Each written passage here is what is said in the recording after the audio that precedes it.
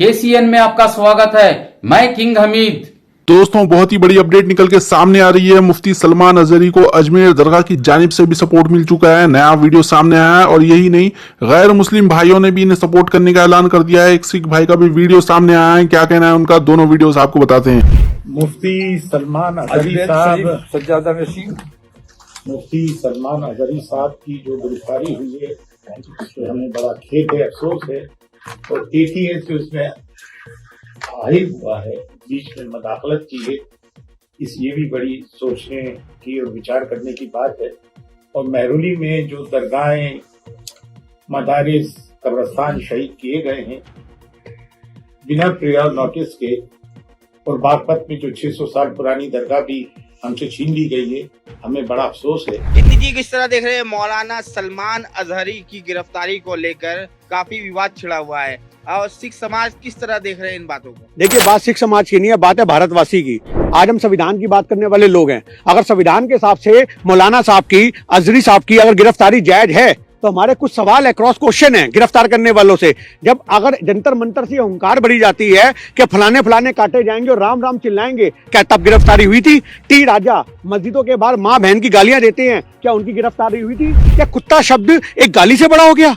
जो माँ बहन की गालियां उससे बड़ा हो गया? आपने इनके बयान सुने नेताओं के? 2019 में बयान दिया गया कि कब्रों से निकाल करके जो मुस्लिम महिलाएं हैं, आप ये देखो कि संसद में बैठे संसदीय क्षेत्र के लोग, इतने बड़े संवैधानिक पद पे बैठे लोगों के ये बयान है, नेताओं के बयान है कि कब्रों से निकाल करके, मतलब तुम जिंदा को तो छोड़ नहीं रहे हो और मुर्दा के साथ भी बलात्कार करोगे। वाह रे वाह, तुम्हारी महिमा सरकार। और यही सारे हमारे सबसे बड़े सवाल हैं कि आज की डेट में इन लोगों को गिरफ्तार क्यों नहीं किया गया? आप अजहरी साहब को गिरफ्तार अगर संविधान के सबसे जायज मानते हो, हमारा दौर बाकी है। अब इसके अंदर उन्होंने ये जो अल्फाज बोले थे, ये बोले थे इजराइल और फिलिस्तीन में जो कलेश चल रहा है, उस कलेश को लेकर के, और आपकी भारत से सरकार उनको गिरफ्तार कर लेती है, उन पे FIR हो जाती है। तो हमारा कहने का मतलब सिंपल सा है कि अगर आपकी नजर में उनकी गिरफ्तारी जायज है तो उनकी गिरफ्तारी क्यों नहीं हुई? जो टी राजा जैसे लोग बयान देते हैं, जब संसद के अंदर भारत का, दिल्ली का एक इतना बड़ा सांसद बोलता, तब गिरफ्तारी नहीं होती, तब उनको नहीं निकाला जाता। और राहुल गांधी अडानी पे सवाल पूछ ले तो उसको बाहर निकाल देते हैं। ये हमारा सबसे बड़ा मुद्दा है कि आपने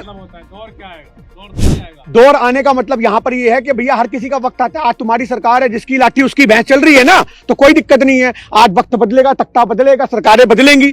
आज की डेट में अगर संविधान के हिसाब से देश नहीं चल रहा तो सवाल बनते हैं। अगर संविधान के हिसाब से अजहरी साहब की गिरफ्तारी जायज है तो जितने मैंने पॉइंट रखे हैं उनकी गिरफ्तारी क्यों नहीं हुई? लेकिन मुफ्ती सलमान अजहरी के खिलाफ में सुरेश चौहान के ने अब तक 100 वीडियोस चला दिए हैं। जी हाँ, आपने सही सुना, 100 वीडियोस चला दिए और बाज़ाब्ता 5 शो चला दिए, जिसमें काजल हिंदुस्तानी भी मौजूद है। मुफ्ती सलमान अजहरी पर लेकर आया हूं। यह 5वां दिन है हम लगातार अजहरी के ऊपर देश भर में FIR होने और ये लंबे समय तक जेल में रहने के लिए आपके सामने उपस्थित हो रहे हिंदुस्तान के विरुद्ध युद्ध छेड़ने वाले लोगों को नंगा करना जरूरी है। और इसलिए प्रतिदिन आपके सामने उसके सारे पापों का लेखा जोखा आ रहे। अब तक 100 से ज्यादा वीडियो दिखाए हैं। 100 पापों के बाद तो हिसाब होता है, लेकिन यहां बेल मिल रही है। सोचिए, ये एक सूफी मौलाना का भी एक वीडियो वायरल हो रहा है भाई। उस वीडियो में वो कह रहा है सलमान अजहरी के खिलाफ कि ये गजवाए हिंद का एजेंडा लेके चल रहा है और ये मुस्लिमों को रेडिकल कर रहा है, भारत पर इनको गजवाए हिंद करना है। और इसमें प्लानिंग भी भाई देवबंद से हो रही है और ये वहाबियों को तैयार कर रहे हैं और वहां भी अब बरेलवियों को तैयार कर रहे हैं, भड़का रहे हैं और बरेलवियों को अपनी ओर लाकर ये एक पूरा जंग ऐलान खड़ा कर रहे हैं कि आप देखो कैसे इन लोगों की हिम्मत ये पत्थरबाजी करने की होती है।